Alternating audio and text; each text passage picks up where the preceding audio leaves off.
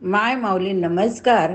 त्रिवेणी ओवी जागर सण वार उत्सव या उपक्रमात आज आपण एक नवीन विषय श्रवण करूया.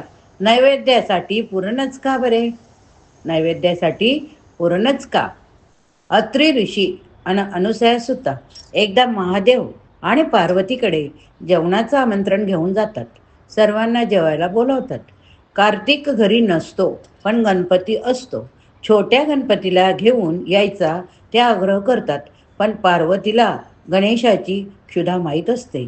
म्हणून ती त्यांना सांगते की ती व महादेव येतील आणि कार्तिक परत आला की पुन्हा एकदा सगळे येतील. पण अत्रि पुन्हा त्यांना गणपतीला घेऊन यायचा आग्रह करतात. पार्वतीचा नाईलाज होतो. महादेव, पार्वती आणि गणपती तिघे ठरलेल्या दिवशी अत्रि ऋषींकडे जेवायला जातात. पण पार्वतीला चिंता असते ती गणपतीच्या भुकेची. आणि अनुसयेकडील सगळं जेवण संपलं तरी याची भूक शमणार नाही हे तिला माहीत असतं. जेवण सुरू होतं आणि अनुसया एक एक पदार्थ वाढायला सुरू करते. छोटा गणपती खूप आनंदाने जेवतोय पाहून अनुसयालाही बरं वाटतं.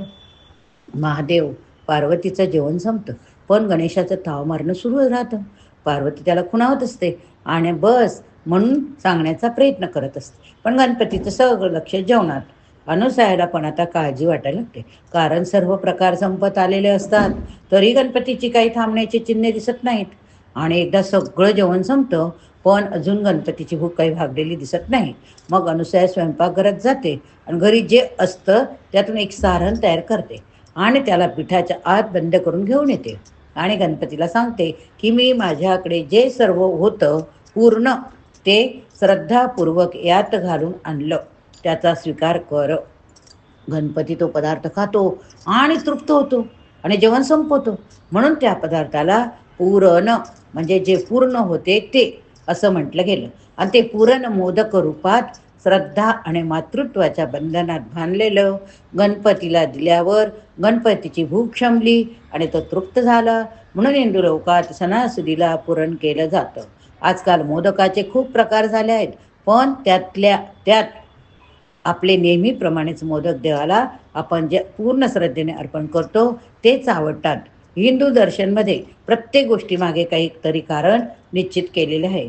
अजून एक छोटं उदाहरण पहा. सरस्वती जी विद्येचं दैवत आहे ती दगडावर बसलेली पाहायला मिळते. आणि लक्ष्मीजी ती धनाची देवी, ती कमळावर बसलेली. विद्या ही दगडासारखी अचल स्थिर असते, तर धन हे पाण्यावरच्या कमळासारखं अस्थिर असतं. आपण प्रत्येक गोष्टीच्या मागील जर कारण समजून घेण्याचा प्रयत्न केला तर हिंदू दर्शन आपल्याला अवैज्ञानिक वाटणार नाही. काय आवडली का गोष्ट तुम्हाला? पुरण का करायचं? म्हणूनच आपण घरोघरी प्रत्येक सणाला पुरणपोळीचा नैवेद्य दाखवतो.